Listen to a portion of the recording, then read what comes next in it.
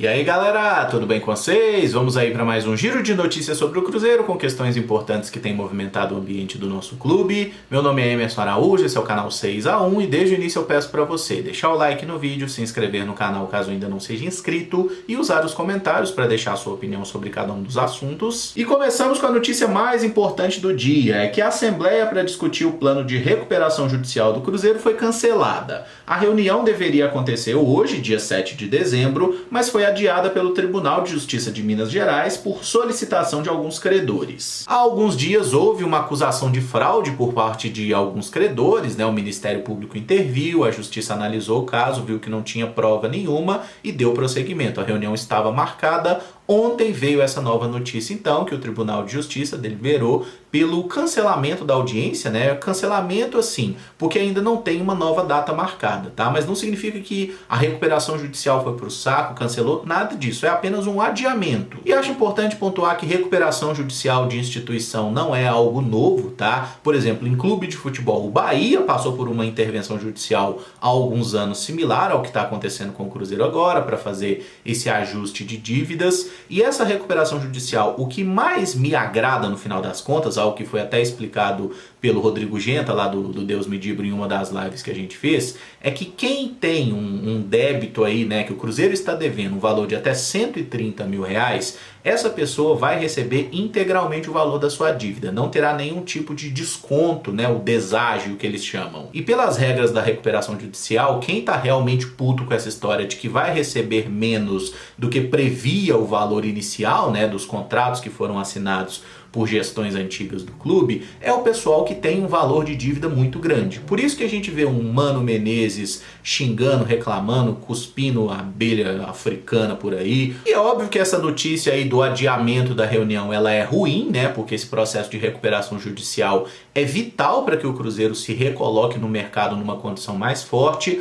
O Cruzeiro já está fazendo ali o que lhe cabe, mas a recuperação judicial vai reduzir de uma forma bem sensível o valor da dívida que o Cruzeiro possui. E isso é um aspecto muito importante para que o clube seja saudável financeiramente, para que tenha aquela sustentabilidade que a gestão do Ronaldo sempre fala. A minha torcida nessa história toda é para que o Cruzeiro faça tudo da forma mais simples, correta possível, para que não abra nenhum tipo de precedente, nenhuma possibilidade para reclamação, porque a recuperação judicial é o seguinte, gente, se mais da metade dos credores aceitarem o plano proposto, um abraço, o Mano Menezes pode ficar babando e gritando tanto que ele quiser. Se porventura a justiça deliberar que é isso e que vai ter um desconto em certo valor no que ele tinha para receber, acabou, irmão, é assim, a justiça que vai determinar. Mas acho que a mensagem que fica pra gente passar no momento é para ficar todo mundo tranquilo, porque esse processo ele é extremamente burocrático, essa questão de, travou o negócio, agora vai ter que voltar no início. Isso aí vai acontecer mesmo, isso aí já era previsto, tá bom? Então,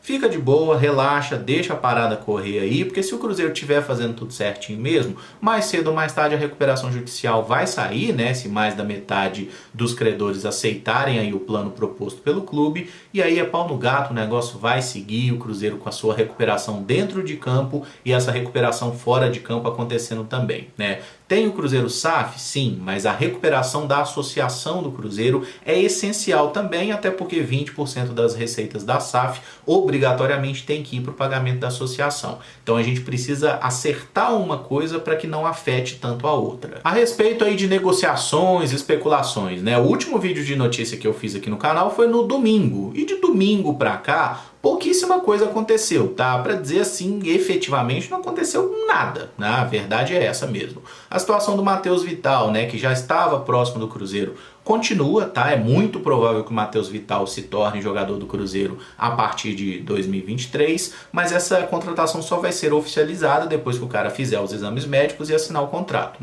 Talvez na semana que vem, depois do dia 14 que o pessoal reapresenta, a gente já tenha alguma novidade com a chegada do Matheus Vital. Um nome que surgiu nos últimos dias foi do Iago Pikachu, de 30 anos, do Shimizu do Japão. O Cruzeiro chegou a mostrar interesse no atleta, mas já foi confirmado o seu retorno ao Fortaleza por empréstimo com opção de compra. E eu tô falando sobre o Iago Pikachu só porque eu vi algumas pessoas perguntando a minha opinião, se seria uma contratação interessante ou não. Se fosse possível, eu gostaria sim. Eu acho o Iago Pikachu um bom meia, até um bom ala, um lateral direito péssimo. Eu acho a abordagem de marcação dele horrorosa, mas ofensivamente ele é um jogador muito bom. Estava vivendo uma excelente fase no Fortaleza, né, quando foi vendido para esse clube japonês. O Iago Pikachu não foi bem por lá, tá? Jogou 12 partidas aí pelo Shimizu, o clube acabou sendo rebaixado para a segunda divisão japonesa e por isso mesmo abriu essa possibilidade dele ser negociado, né? Então os japoneses emprestaram o Iago Pikachu para o Fortaleza, ele vai jogar por lá e tem a opção de compra então lá do time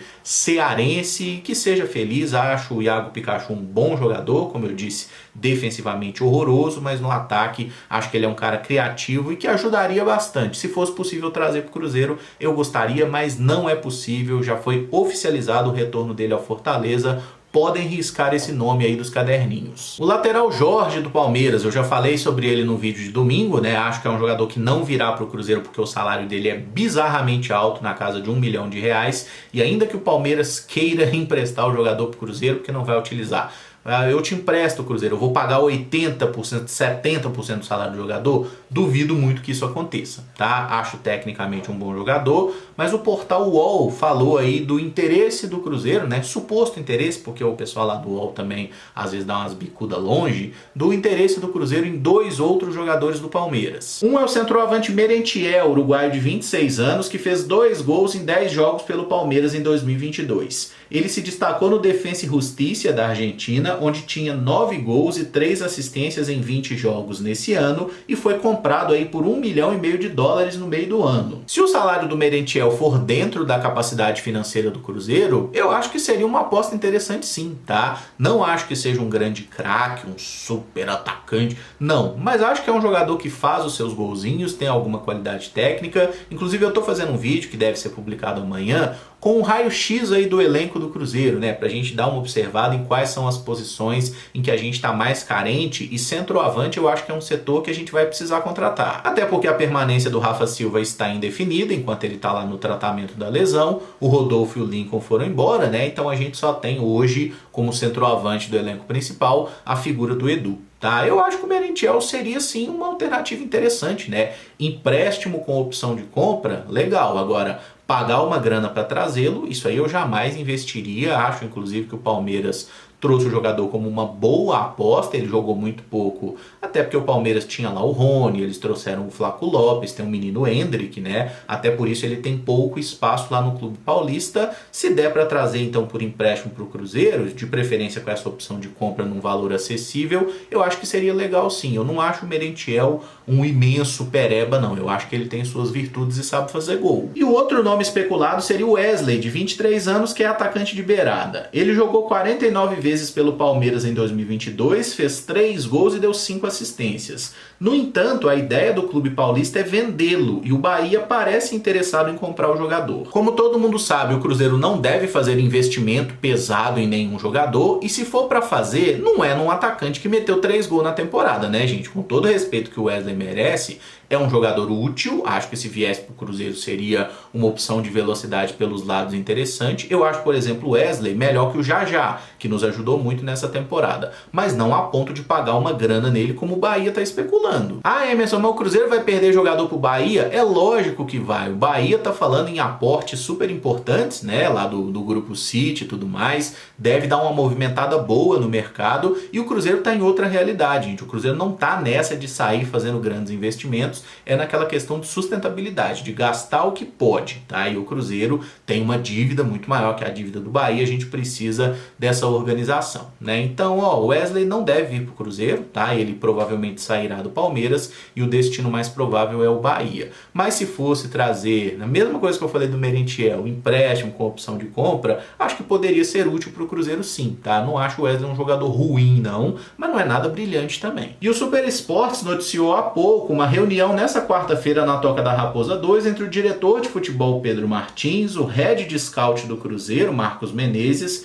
e o uruguaio Marco Vanzini, que é empresário do volante Agustín Almendra, do Boca, que está sendo especulado no nosso clube para 2023. E essa reunião pode não significar absolutamente nada, tá? Pode ser que estejam inclusive tratando de outros atletas, né? O Cruzeiro já deixou bem claro que observa jogadores no mercado sul-americano. O Almendra não é o único atleta representado por esse agente, mas pode também significar alguma aproximação, né? O cara ter vindo ao Cruzeiro, conhecer a Toca da Raposa para observar mais de perto, isso pode sim ter algo a ver com uma chegada do Almendra para 2023. E aí a gente tem que explicar mais uma vez a situação desse atleta. Ele está encostado no Boca Juniors, primeiro porque tinha brigado com o técnico e depois ele ficou encostado porque falou que não ia renovar o contrato. Então o Boca falou, se você não vai renovar, eu não te boto para jogar. Nesse momento, o Cruzeiro pode até conversar sobre alguma base, algum detalhe com o agente do atleta, mas oficialmente o Cruzeiro não pode fazer nenhuma proposta, nem assinar de fato nada com o Almendra, porque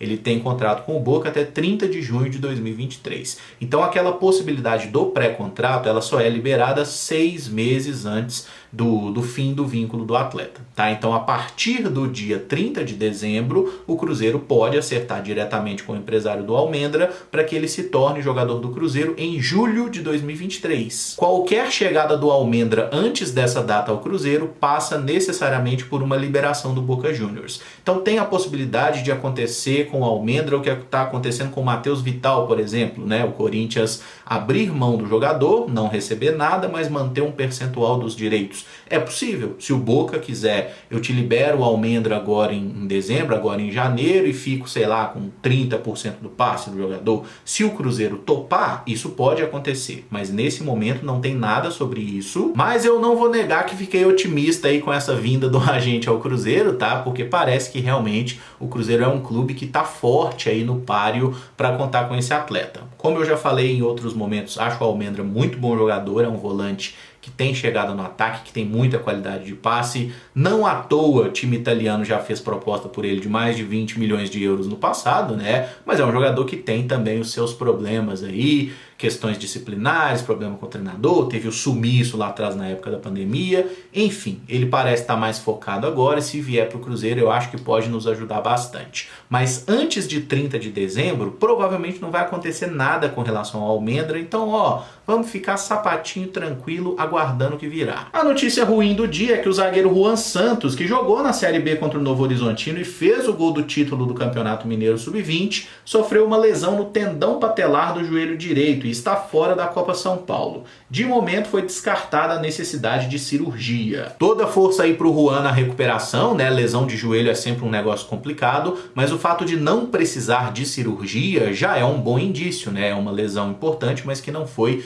tão grave assim. Então tomara que ele se recupere logo, que dê tudo certo. Ah, vai ficar fora da Copa São Paulo? Dane-se, já jogou Copa São Paulo lá pelo Palmeiras, né? Inclusive é um jogador que provavelmente será útil para o time principal do Cruzeiro durante a temporada. Seria legal a gente ver ele jogando desde o Campeonato Mineiro, né? Coisa que deve ser afetada por essa lesão. Mas é um cara que me chamou muita atenção pela personalidade, né? Porque naquele jogo decisivo, Cruzeiro e América, né? O Cruzeiro estava ganhando por 1-0, inclusive com o gol do Everton, né? Outro zagueiro. Pênalti pra gente no finalzinho, o Juan pegar a bola e meter um pênalti no ângulo igual ele meteu, eu falei, esse maluco é meio doido, mas tem qualidade também. E ele já tinha feito gol de pênalti no jogo da Copa do Brasil Sub-20, né? Aquele jogo meio absurdamente espetacular contra o Fluminense, ele converteu a penalidade também, então que o Juan fique bem logo, que se recupere e possa nos ajudar no futuro. E falando nos jogadores jovens, foram sorteados os grupos da Copa São Paulo e o Cruzeiro enfrentará nessa primeira fase o Comercial no dia 2 de janeiro, o Capivariano no dia 5 e o Penapolense no dia 8. As 3 partidas serão realizadas na cidade de Penápolis com transmissão do Sport TV. E os profissionais do Cruzeiro vão se apresentar para começar a temporada no dia 14, mas os moleques do Sub-20 já estão treinando há algum tempo, né? Então assim, não dá pra gente dizer nesse momento qual vai ser o elenco do Cruzeiro na Copa São Paulo, justamente porque eles devem fazer essa integração aí, parte da pré-temporada junto com o profissional, antes de viajarem para São Paulo, e aí que a gente vai saber qual é o grupo do Cruzeiro na Copinha. Mas alguma coisa já foi citada, né? Até que o Rodrigo Basílio, goleiro, deve ficar treinando com o principal, o goleiro na Copinha deve ser o Otávio. E uma coisa que a gente sempre fala sobre categoria de base, né? É clichê, mas acaba sendo necessário falar. Todo mundo que joga bola joga para ganhar, tá? O Cruzeiro vai para a Copa São Paulo querendo ser campeão. Mas mais importante do que ser campeão é a gente revelar jogadores, né? É mais atletas aparecendo em condição de servir ao elenco principal e no futuro serem vendidos, né? Vender jogador também é muito importante nesse processo de recuperação financeira do Cruzeiro. tá? Mas a gente terá muito tempo para falar sobre Copa São Paulo, né? Até porque durante esse início de 2023 são os únicos jogos que a gente tem, e aí a rapaziada já começa a fazer a preparação do profissional, porque a estreia é só depois de 20 de janeiro. Encerro o vídeo por aqui. Se você gostou, eu peço que deixe o like, se inscreva no canal caso ainda não seja inscrito e use os comentários para opinar sobre cada um dos assuntos. Muito obrigado por acompanhar, um abraço e até o próximo vídeo. Valeu!